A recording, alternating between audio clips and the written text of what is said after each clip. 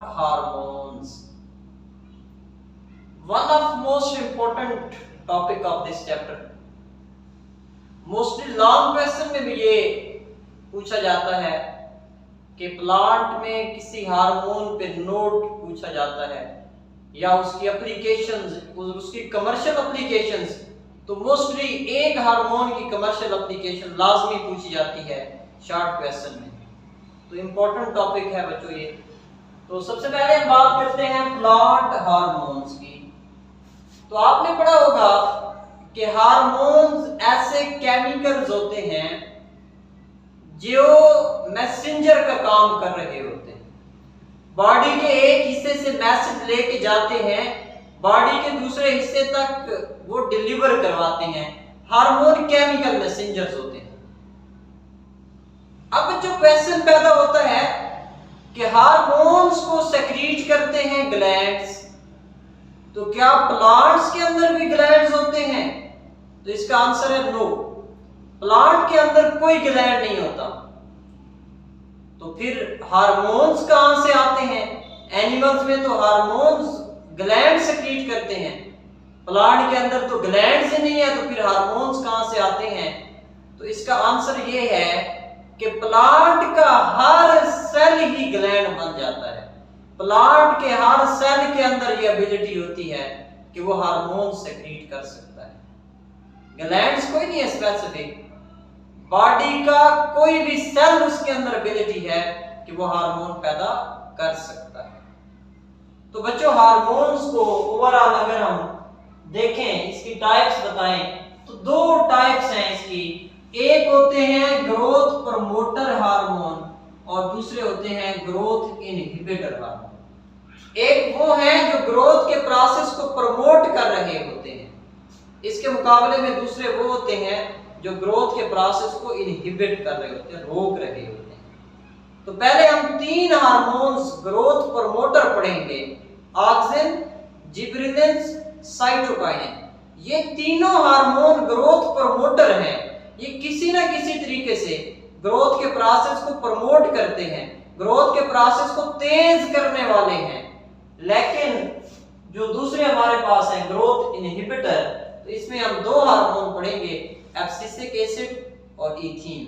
तो आपकी बुक में 5 हार्मोन्स की बात की गई है, प्लांट के हार्मोन्स, जिनको आप फाइटो हार्मोन्स भी कहते हैं। प्लांट हार्मोन का दूसरा नाम फाइटो हार्मोन्स।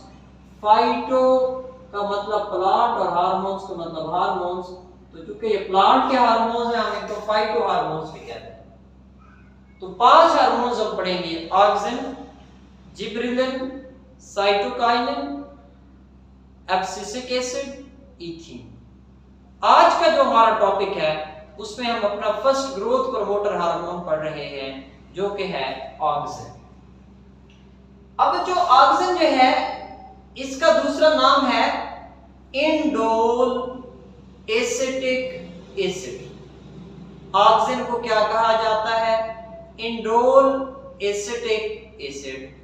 अब इसमें दो वर्ड्स हैं, एक इंडोल है, दूसरा एसिटिक एसिड है। एसिटिक एसिड का आपको पता है CH3 C double bond OH, ये एसिटिक एसिड का फार्मूला है अगर हम स्ट्रक्चर देखें। लेकिन अगर हम इंडोल की बात करें कि इंडोल क्या है, तो जब 6 कॉर्नर रिंग बेंजीन को मिलाया जाता है 5 कॉर्नर रिंग पायरोल के साथ, जिसमें नाइट्रोजन प्रेजेंट होती है, तो क्या बन जाता है? ऑक्सिन बन जाता है, इंडोल बन जाता है। और जब इस इंडोल के साथ एसिटिक एसिड साथ अटैच कर दिया जाए तो इंडोल एसिटिक एसिड बन जाए। इंडोल कैसे बनता है? 6 कॉर्नर बेंजीन रिंग जब उसके साथ 5 कॉर्नर पायरोल रिंग मिला होता है, तो इनके मिलने से इंडोल बनता है। और जब इनके साथ एसिटिक एसिड जुड़ जाता है तो फिर इंडोल एसिटिक एसिड बन जाता है, जिसका दूसरा नाम है ऑक्सिन हार्मोन। अब जो ऑक्सिन हार्मोन के दो तरह के फंक्शंस हम पढ़ेंगे। एक तो ऑक्सिन हार्मोन जो नेचुरल है, कुदरती तौर पे प्लांट्स के अंदर बनता है, तो उसमें अगर हम इसके फंक्शंस देखें, सबसे पहली बात, स्टेम के अंदर ऑक्सिन क्या करता है? तो स्टेम के अंदर ऑक्सिन का फंक्शन ये होता है कि ये सेल की इनलार्जमेंट करवाता है। फॉर एग्जांपल ये एक सेल है, तो हमारे पास जो हार्मोन है ऑक्सिन, ये क्या करेगा, इसको इनलार्ज कर देगा, सेल की इनलार्जमेंट करवाता है। किधर इनलार्जमेंट करवाता है? सारे प्लांट के अंदर नहीं, region behind the apex. For example ये प्लांट है, इसका ये जो पोर्शन है टॉप वाला, इसको हम कहते हैं ये एपेक्स है, क्योंकि यहाँ पे एपिकल मेरिस्टेम प्रेजेंट होगी। टिप है प्लांट की, जिसको हम एपेक्स कहते हैं। एपेक्स के पहले जो सेल्स होते हैं, इनको ये इलोंगेट करता है। तो ये क्या करता है? सेल की इलोंगेशन करता है। किधर? Reason behind apex. एपेक्स से पहले का जो रीजन है, इसमें सेल की इनलार्जमेंट करता है। कौन सा हार्मोन? ऑक्सिन।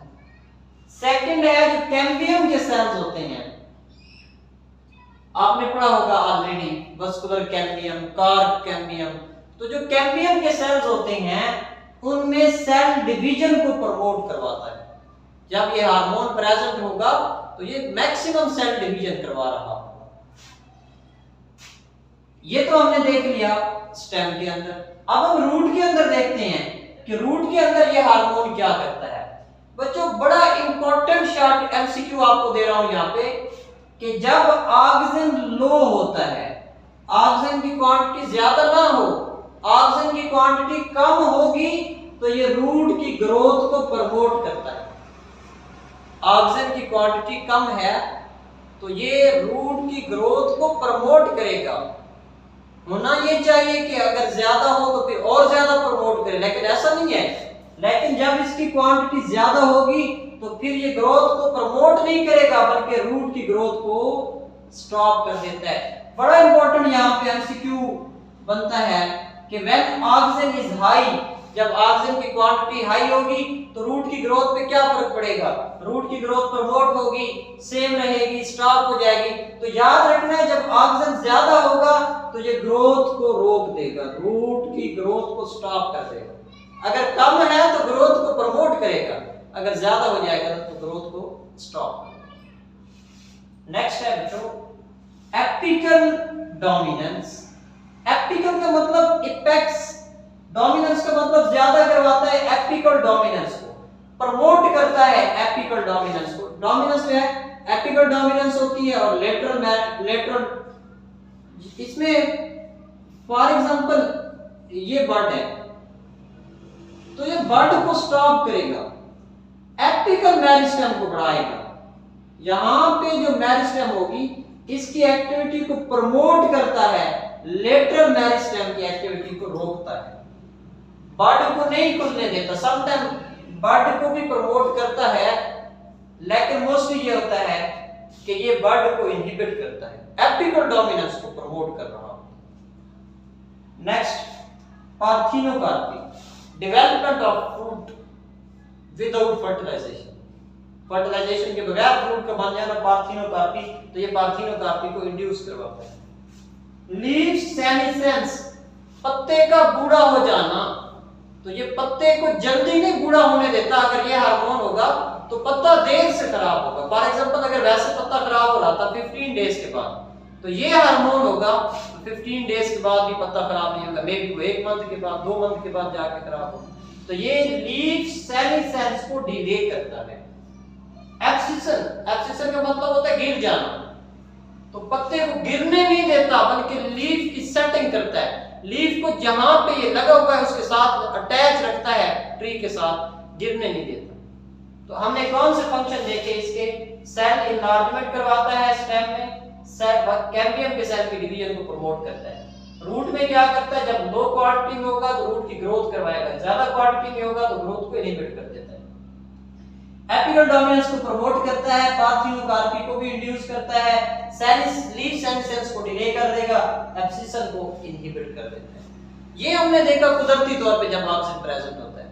लेकिन बच्चों हम ऑक्सीजन के कमर्शियल एप्लीकेशंस देखते हैं कि जब ऑक्सीजन कुदरती तौर पे तो प्लांट के अंदर होता है, लेकिन हम लैब के अंदर ऑक्सीजन सिंथेसाइज करें, फिर उसको प्लांट के ऊपर स्प्रे करें, तो फिर क्या होगा?